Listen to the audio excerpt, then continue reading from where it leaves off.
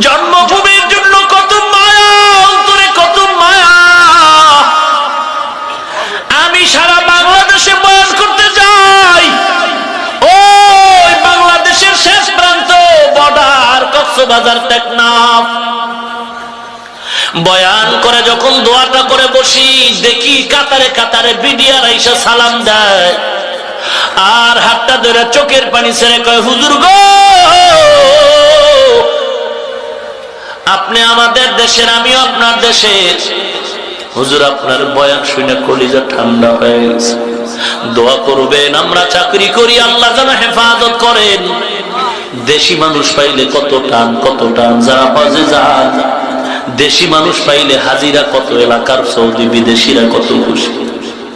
ও নবীর উম্মাত, আল্লাহর নবী সবাই অন্ধকারে গিয়া রাসূলের বাড়িটারে ঘেরাও করে ফেলল। অশ্রু নিয়ে দাঁড়াইছে, রাসূলকে দুনিয়া থেকে বিদায় করে দিবে। আমার আল্লাহ দেখেন কি দেখেন না?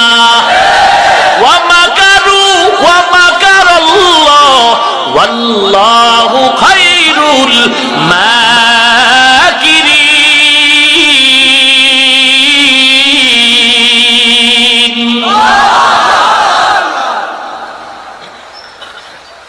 আল্লাহ জানায় দিছে, নবী গো রেডি হয়ে যাও, বেঈমানদের পরামর্শ চলতেছে, তোমাকে মারবে, তুমি রেডি হয়ে যাও। আলীরে ঘরের মধ্যে ডাইকে হাজির করে দাও। হযরত আলীকে ডাকলেন আমার নবী। মাঝখানে অনেক কথা আছে, সংক্ষেপে আগায়া যাই। হযরত আলীকে ডাকলেন, বাড়ির চতুর্পার্শ্বে বেঈমানরা ঘেরাও করে ফেললো। আমার নবী আলীকে বলে, আলী, আল্লাহর অর্ডার হয়ে গেছে, আমার কাছে মানুষের আমানত সব তোমার হাতে নিয়ে নাও, সব হাতে নাও। আগামী কাল বা 2-1 দিনের মধ্যে আমানত গুলো যথাযথ পাওনাদারের হাতে পৌঁছায় দিব। আলী চিন্তা করলেন, নবীর আমানত এগুলো আগামীকাল বা 2 দিনের মধ্যে মানুষের হাতে দেওয়ার জন্য বলছেন।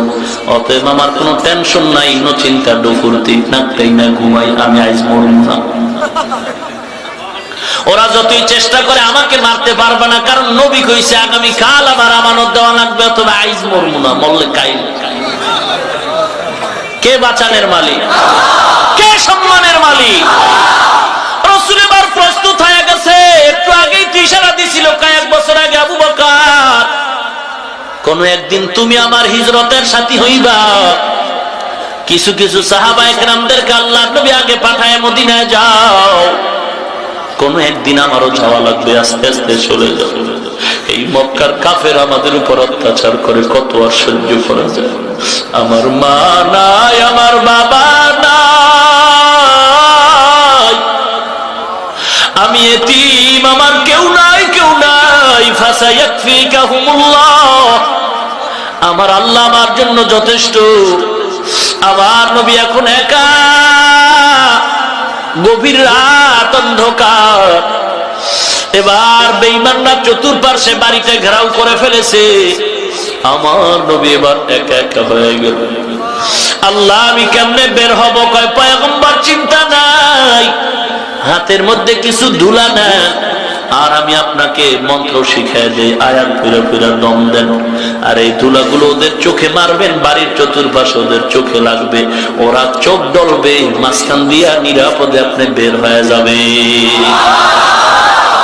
পয়গম্বর ধুলা নিলেন। আল্লাহ বলেন, পয়গম্বর ধুলাগুলো মোবারক হাতে নিয়ে আপনি আয়াতগুলো পড়ে নিয়ে আসিন। ওয়াল কুরআনিল হাকীম ইন্নাকা লামিনাল মুরসালিন আলা সিরাতিন মুস্তাকিম তানজিলাল আজিজির রহিম লিতুনজিরা কওমান মা উনজিরা আবাউহুম ফাহুম গাফিলুন লাকাদ হাক্কাল কওলু আলা আকসারিহিম ফাহুম লা ইউমিনুন ইন্না জাআলনা ফি আ'নাকিহিম আগলালান ফাহিয়া ইলাল আযকানি ফাহুম মুকমাউন ওয়া فجعلنا من بين أيديهم سدا ومن خلفهم سدا فأغشيناهم فهم لا يبصرون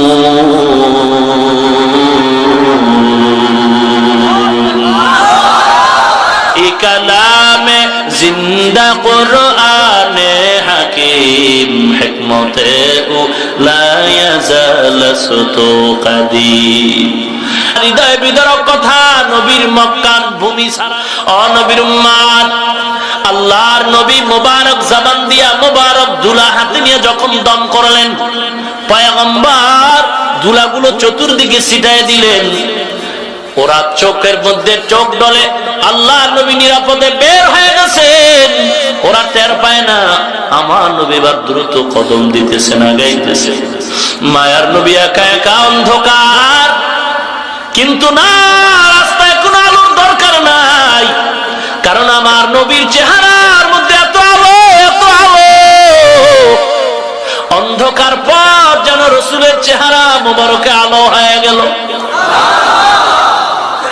আমার নবী বিদায়ের বার্তা জানায় কাবা ও কাবা এই জীবনে কত কষ্ট করেছে এই জমিনে মা হারাইলাম বাবা হারাইলাম রে কাবা পারলাম না থাকতে আমার মালিকের অনার হয়ে গেছে বেঈমানের অত্যাচার আমি হক প্রতিষ্ঠার জন্য আমি হিজরত করি রে কাবা আমার নবী পেছনে ফিরে ফিরে চায় আর সামনে যায় জন্মভূমির জন্য যে মায়া কি মায়া রাসূলের চোখ মোবারক দিয়া পানি পড়া শুরু হয় আর বলে কাবা আজ বড় কান্না নিয়ে যাই একদিন আমি হাসি দিয়া বিজয়ের পতাকা উড়াই ঘরে আসবো রে কাবা আমার নবী আবু বকরের ঘরের কিনারায় গিয়ে ডাক দিলেন আবু বকর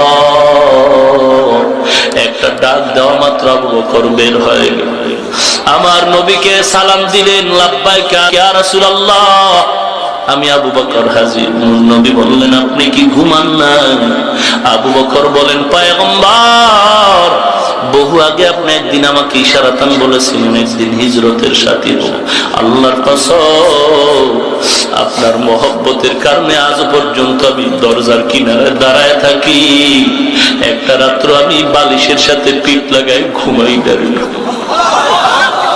ও পয়গম্বর আমি আবু বকর একা আমার মেয়েটাও ঘুমায় না নবী আমার শুধু মেয়েটাও না আপনার সফরের জন্য একটা সাওয়ারি আমি উঠ রাখছি এটাও ঘুমায় না সারা রাত অপেক্ষা করতেছি কখন আমার নবী এসে ডাক দিবে আবু বকর আর আমি যদি ঘুমায় থাকি নবী বড় কষ্ট পাবে আমি আবু বকর ঘুমাই না আমার মেয়েটাও ঘুমায় না নবী গো উঠো ঘুমায় না তাকায় থাকে পথের দিকে নবী কখন আসবে নবীর উম্মত কেমন মায়ার নবীর উম্মত হইলাম নবীর জন্য উট কাঁদে নবীর জন্য মাছ কাঁদে কেমন নবীর উম্মত ওই নবীর মায়া অন্তরে কেন ঢুকাইতে পারলা না রে বাবা যদি নবীর জন্য মায়া হইতো কাফনের কাপড় নিয়ে নাইমা যাইতা রাসূলের দুশমনকে জবাই করার জন্য দুনিয়ার অপরাধীদের ফাঁসির দাবি নিয়ে রাত দিন নারী পুরুষ ছোট থেকে বড় না খাইয়া ঘুমাইরা রাজধানীর রাস্তায় রাস্তায় স্লোগান দিতে যদি পারে ওরে মুসলমান এই দেশটা তো মুসলমানের দেশ কিসের ভয় নবীর দুশমনকে জবাই করার জন্য ফাঁসির দাবি নিয়া মুসলমান কেন তোমরা রাস্তায় নামতে পারলা না কপাল কিন্তু খারাপ খারাপ একদিন কিন্তু তোমার জবাব দিতে হবে আমার নবীর গালি দেয় তুমি ঘুমাও যদি আজকে নবীর মহব্বতের রাস্তায় নেমে যাইতাও ওই দুশমনের বিচার এতদিন এই জমিনেই হয়ে যাইতো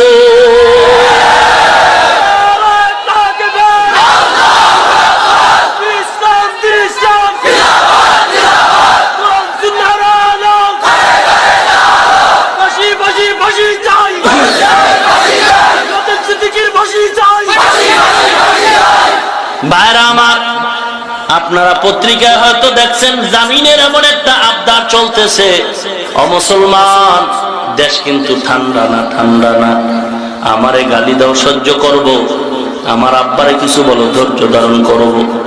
এ বান্দা, মরণ তো একবার হবে, একবার হবে। সন্তান মাকে সকাল 10টায় বলে, মা আমি একটু ফরিদগঞ্জ বা চাঁদপুর যাই, 2 ঘন্টা পরে আসবো, 1 ঘন্টার সময়। মোবাইল উঠছে, মা কানের মধ্যে লাগায় শুনে কান্নার আওয়াজ, ডাক দিয়া বলে, কে কাঁদতেছো, কি ব্যাপার? বলে, তোমার সন্তান সবে মাত্র সাদা কাপড়ের বাসিন্দা হয়ে গেছে।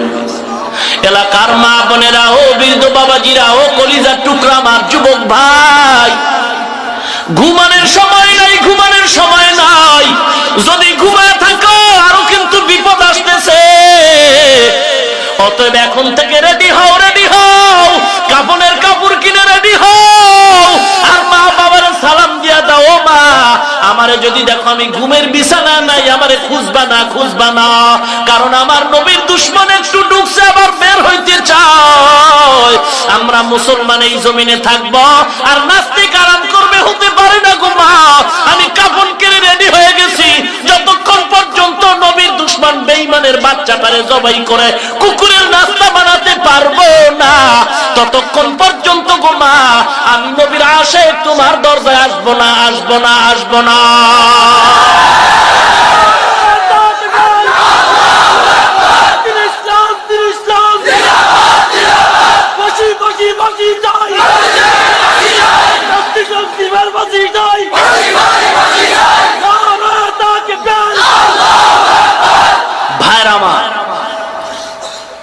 দেশের মুসলমান বা ইসলামের সাথে গাদ্দারি করে কোন পরাশক্তি, কোন বেঈমান এ জমিনে সম্মানের চেয়ারে বসে থাকতে পারে নাই। অতএব আমাকে বলো, আমার পীরকে বলো, যাকে বলো, একটু ধৈর্য ধারণ করে মেনে নিব, নেওয়ার কথা না, নিব, কিন্তু রাসূলের ব্যাপারে, কোরআনের ব্যাপারে, ইসলামের ব্যাপারে, মাদ্রাসার ব্যাপারে আল্লাহ না করুন, আল্লাহ না করুন, আল্লাহ না করুন। আমার আব্বাও যদি বলে জবাই করার জন্য আমি একাই যথেষ্ট।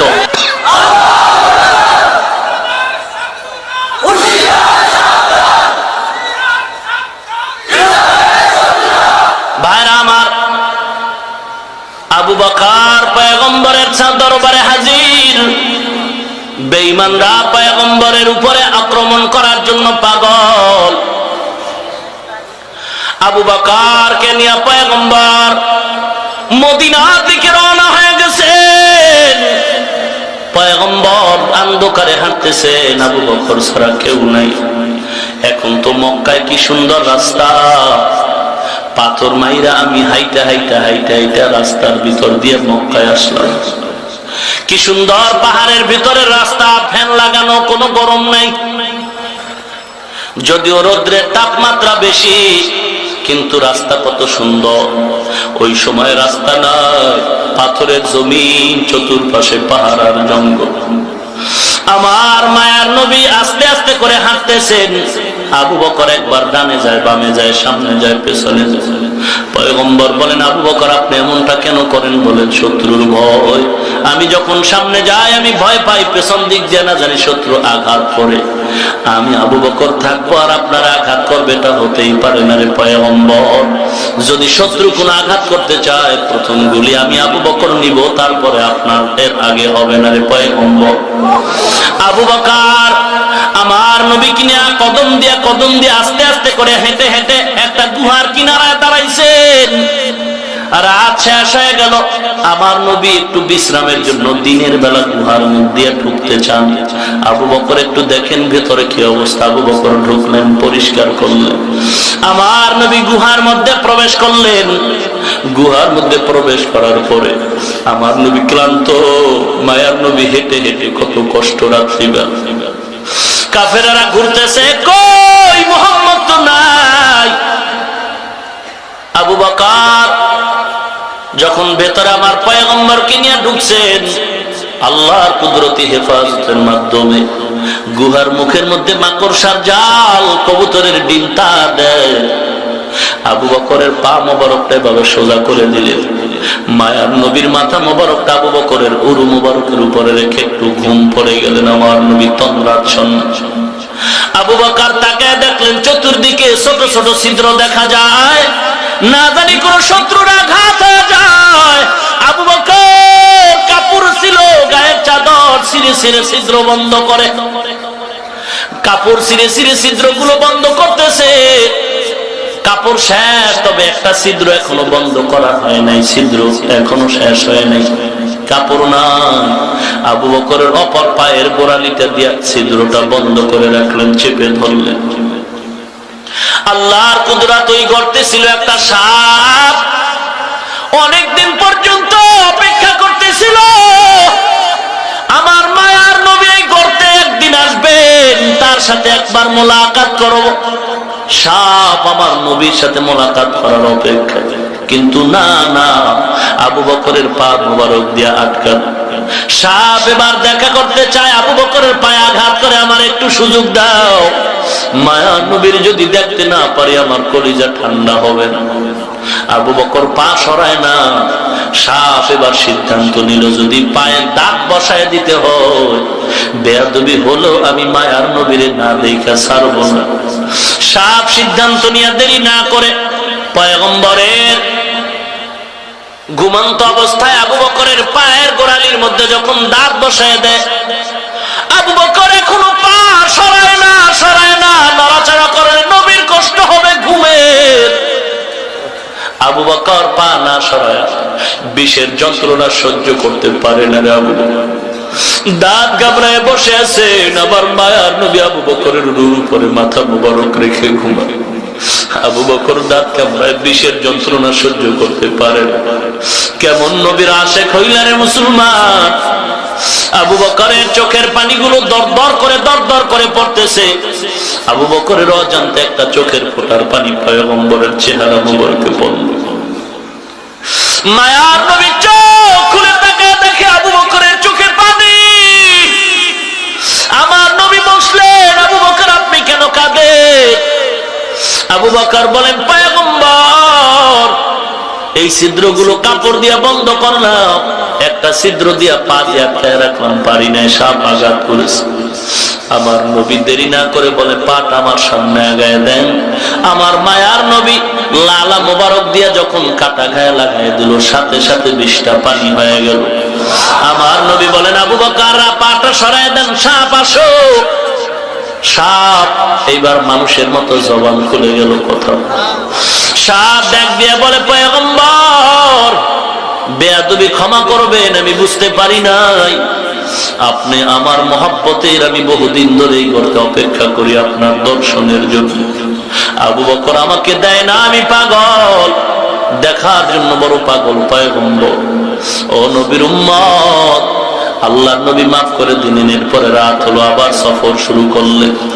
14 দিন লাগায় পয়গম্বর এভাবে জায়গায় জায়গায় একটু বিশ্রাম করে মদিনার পথে। আর ওদিকে মদিনার সবাই পাগল, মায়ার নবী আসতেছেন রহমাতুল লিল আলামিন। মদিনাবাসী কত খুশি, তারা শহর থেকে রাস্তায় বেরিয়ে আসলেন। আমার নবী উটের উপরে সফর করে যাচ্ছেন।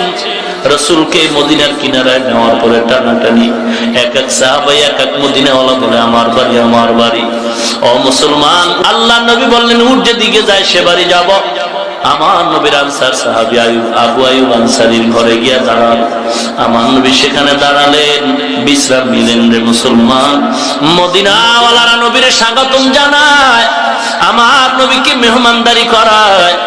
মুসলমান, মদিনা শহরের আগে রাসূলকে মদিনাওয়ালারা যেখানে মেহমানদারি করাইছেন, ওই থেকে আজ পর্যন্ত বছরে বছরে কোটি লক্ষ লক্ষ হাজী যখন যায়, মদিনায় যখন যায়, আমার নবীর ওই মদিনাওয়ালার যেখানে মেহমানদারি করাইছে, এখনো কোটি কোটি ওই থেকে আজ পর্যন্ত সকল হাজীদেরকে গাড়ি থামায়া ওই মদিনাওয়ালার এখনো মেহমানদারিটা করাইতেছে।